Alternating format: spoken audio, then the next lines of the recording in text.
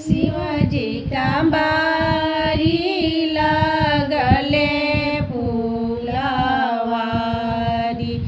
उपजले भांगिया धतूर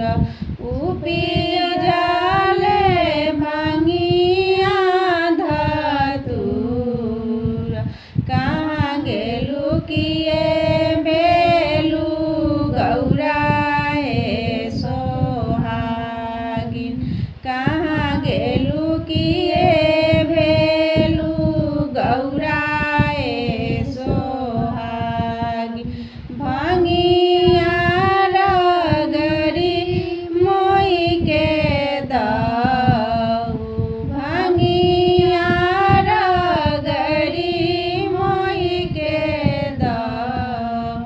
कहाँ में शिवाजी भांगिया धतूरावा कहाँ में सिला उठलोरा कहाँ में सिला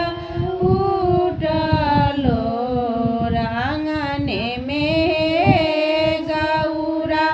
सिला उठलोरिया बरिया में भांगिया धतूर बरिया में भांगिया धतूर झोरिया में गौरा सोने के कचोरावा झोरिया में गौरा सोने